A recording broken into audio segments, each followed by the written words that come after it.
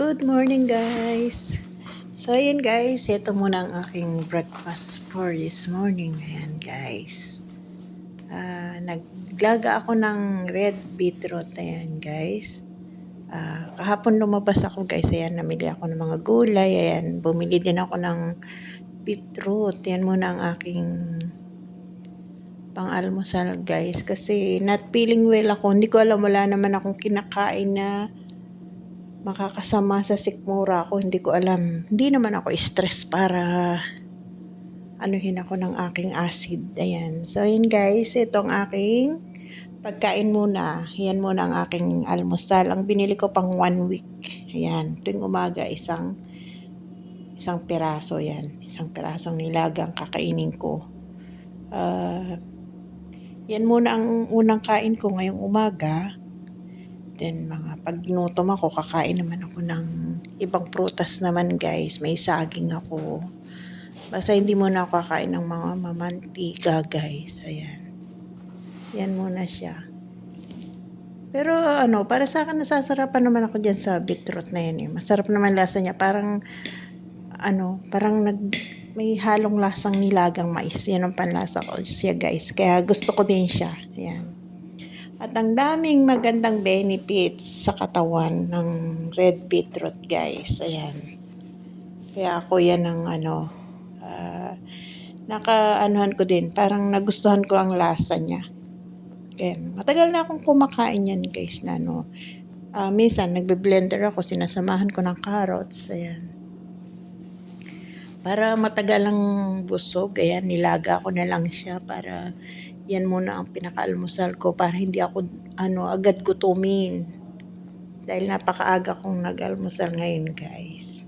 Kaya yan ang aking breakfast. Ayan guys. Kakain muna ako bago mag-work. Yan muna ang aking pagising ko, yan ang ginagawa ko guys, nilalaga ko na siya lahat ng una. Pagdating ko galing supermarket, binabad ko na agad siya sa tubig para maano yung dahil itong ganito, dahil sa ito nga, sa ilalim ng lupa ang bunga nito, kaya madami siyang buhangin. Kung sa Pilipinas, malupa ang mga tanim, dito buhangin. Ang daming buhangin. Kaya matagal ko siyang nililinis. Ang ginawa ko guys, kahapon pagdating ko, binabad ko na siya. Tapos, bandang hapon, nilaga ko. Tsaka ako na lang ni-ref. Nung lumamig na, nung wala ng init, ni-ref ko na lang. Para nun, na lang. Tuwing umaga, kakainin ko siyang malamig. Masarap kasi siya guys, malamig. Pati nga yung amo kong babae natuto na rin siya sa akin. Nagpapabili na rin ng mga ganyan na beetroot. Ayan. Sa akin din niya natutunan yan. Kasi nakita ko yan sa mga amo ko sa Qatar. Pagka yung alaga kong matanda dun, kapag siya, constipated ba, ganun. Yung parang feeling bloated lagi. Yan lang ang kanyang dinner. Siya naman yan ang dinner niya. Wala siyang ibang kinakain kundi ganyan. Pinaglalaga ko lang din siya. Kaso, kumot maarte yung amo ko sa Qatar, yung alaga ko, talagang araw-araw yan. Pinaglalaga ko isang piraso. Tagal pa naman lagain yan guys. Tapos, gusto pa niya, may oras ng pagluluto ko, yung pagkalaga ko, doon niya kakainin. Ayaw niya ng, gusto niya kakainin, mainit-init pa. Kaya yun guys, doon ko nakita. Madaming, maraming, sabagay, tinignan ko naman din sa, sa Google na maganda nga sa katawan. Kaya natutunan ko na din kainin. Yan, ganyan guys, pag, nagsasalit-salit ako ng, kinakain ko sa umaga. Tapos, stop Indomie na rin ako guys, dahil sa totoo lang, favorite ko din ang Indomie. Talagang masarap naman talaga ang Indomie, Pancit Canton. Talagang hindi ako nagsasawa dun. Kaya lang, mahirap nagkakaedad na marami nang dapat iwasan na pagkain guys. Kung kaya mo rin lang iwasan mo na.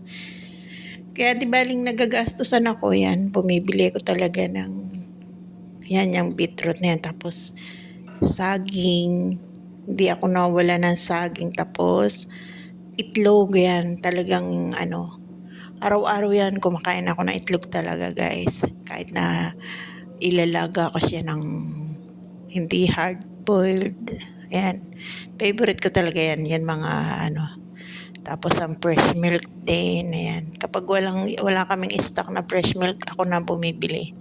Bumibili na ako sa sarili ko, pero madalang lang. Lagi naman kaming may fresh milk dito. May mga milk powder kami, kaso hindi kasundo ng sikmura ko ang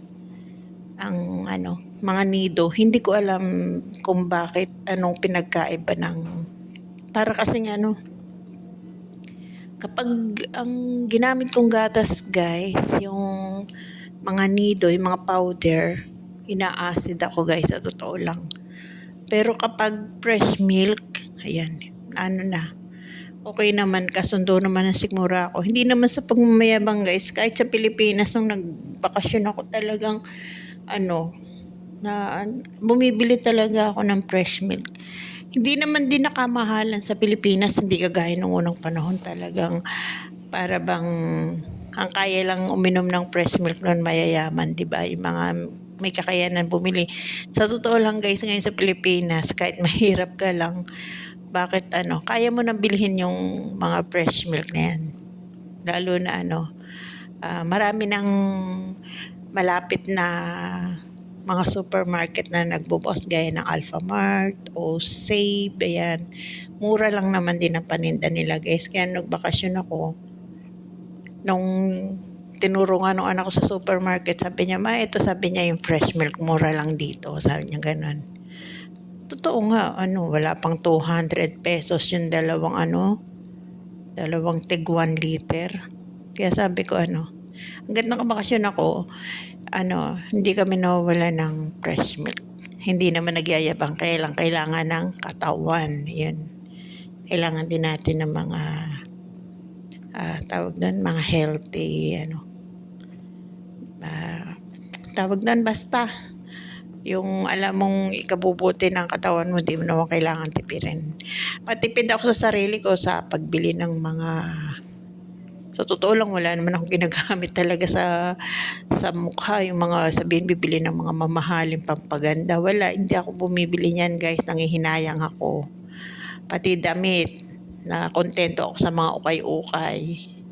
Pero pagdating sa pagkain, hindi ko tinitipid ang sarili ko sa pagkain guys. So yan guys, yan lang ang aking breakfast for today. Sana sa mga katulad kong OFW dito sa Middle East, madaling bilhin to.